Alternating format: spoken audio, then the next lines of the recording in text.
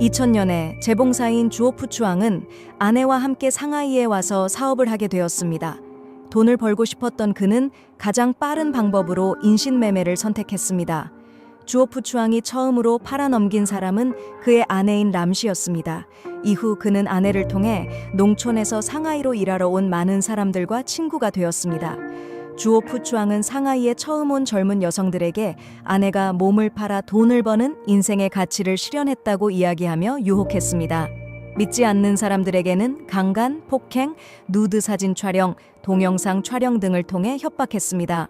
심지어는 그 소녀들의 민감한 부위에 주오프 추앙의 전문 상품이라는 문신을 새기기도 했습니다. 그는 소녀들을 손안에 쥐고 지배했습니다. 일정 수의 여성들을 모은 후 주오프 추앙은 작은 2개의 미용실을 임대하여 여성들이 일할 수 있게 했습니다. 이 두 미용실에서는 거래가 150위안에 불과했으며 여성들은 수익을 나누지 않고 모두 주오프 추앙에게 내야 했습니다. 인신매매를 통해 주오프 추앙은 빠르게 자본을 축적했습니다.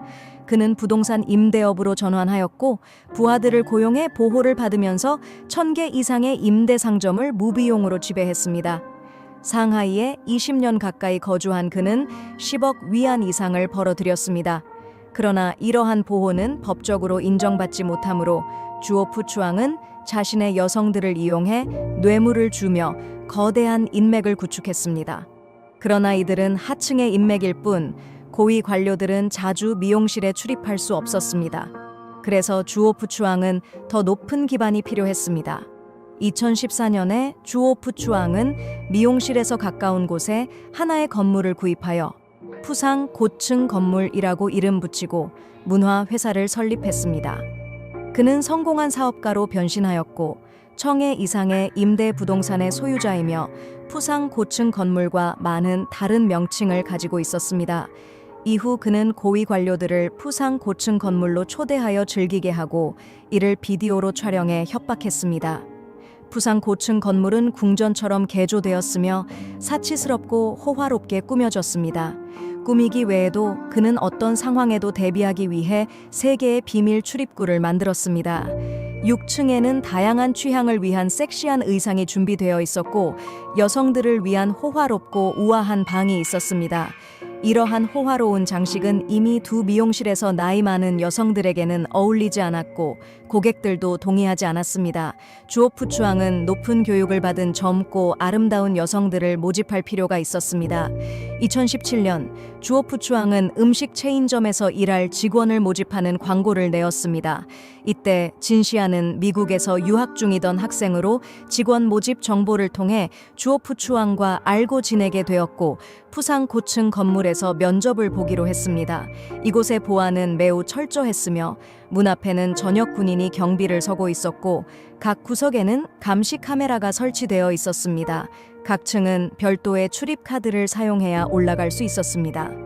주오프 추앙은 여기에는 고위 관료들이 자주 방문한다고 하며 안전이 중요하다고 했습니다. 진시아는 의심하지 않았습니다.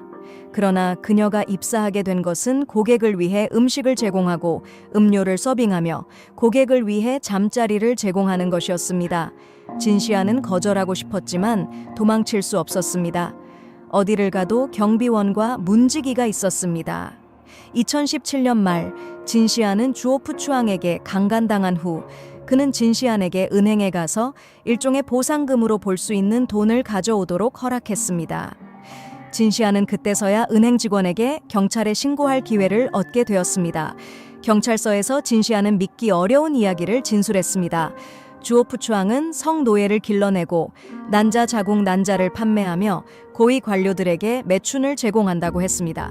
경찰은 의심했지만 2017년에도 상하이 중심께서 이렇게 큰 규모의 매춘이 사회 악세력에 의해 운영되고 있다는 것이 믿기 어려웠습니다.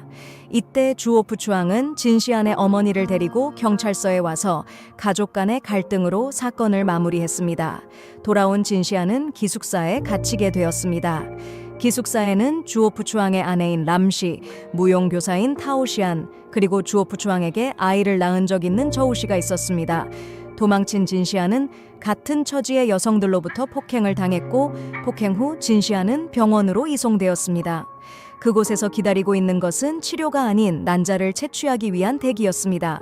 이것은 주오푸추앙이 연구한 최신부의 창출 방법으로 난자를 판매하여 돈을 벌면서 여성들을 자신의 아이로 묶어두는 방식이었습니다. 진시아는 10일 동안 지속적으로 난자 자극 주사를 맞아 복부에 수분이 차고 어머니가 될 기회를 영원히 잃게 되었습니다. 진시안을 하나를 죽여 100을 길러내는 방식으로 주오푸추앙은 여성들에게 규정을 제정했습니다.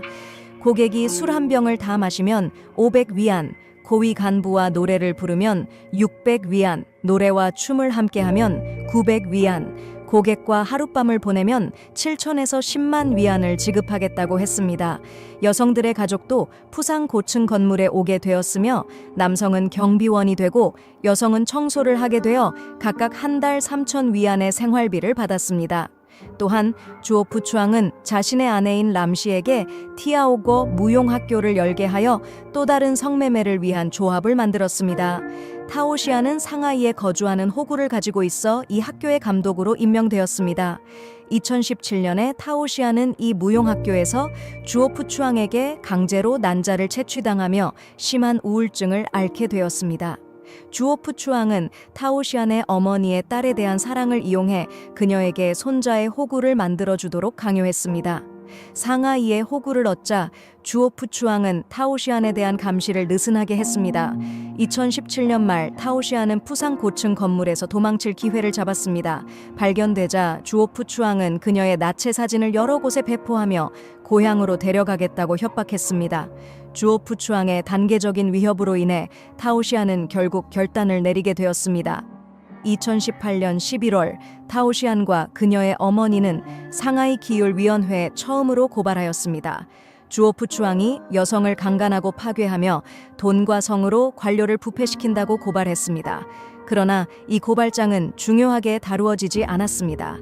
2019년 초 타오시안은 경찰서에 가서 주오푸추앙에게 강간당했다고 신고하며 이혼을 요구했습니다. 그때서야 강간 사건이 성립되었습니다. 2019년 3월 토이티엔과 트리우퓨 추옹의 이혼 재판이 열렸다. 재판 중 트리우퓨 추옹은 매우 거만하게 전 과정에서 고개를 숙이고 핸드폰을 만지작거렸다. 왜냐하면 그는 내부 경로를 통해 재판의 진행 방향을 이미 알고 있었기 때문이다. 한편 토이티엔은 단호하게 재판장을 떠나 위챗을 통해 티리우피우 추옹의 장기적인 뇌물수수와 매춘에 대한 여러 고발 글을 보냈고 많은 정부 관료와 공무원, 경찰의 이름도 나열했다. 그때 중앙검찰단이 상하이에 도착했으며 결국 트리우프 추옹의 보호망이 무너졌다. 2019년 3월 24일 티에우쿠아 부동산 회사는 해산되었고 푸상 빌딩의 모든 직원들이 해고되었다. 트리우프 추옹은 행운을 믿으며 상하이에 남아 있었다. 2019년 5월 5일 법치위원회 비서인 루 디엠이 그를 사무실로 불러 빨리 도망가라. 상부에서 덫을 치려고 한다고 말했다. 이후 티리우프 추옹은 4명의 여성 친구와 함께 강소성 고향으로 도망쳤지만 그 다음 날 체포되었다.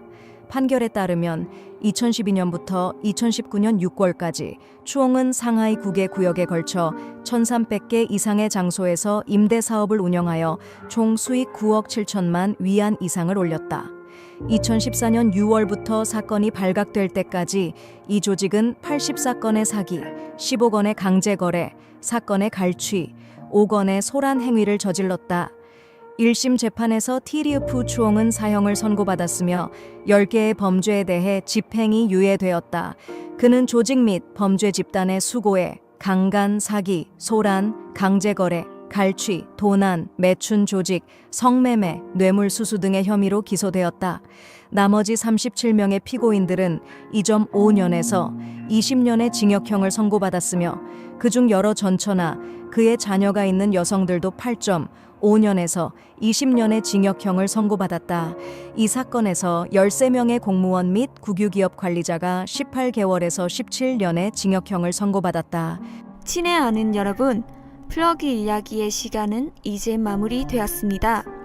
프로그램이 마음에 드셨다면 좋아요 누르고 공유하며 채널 구독을 잊지 말아주세요. 다음 프로그램에서 여러분과 다시 만날 수 있기를 기대합니다. 감사합니다.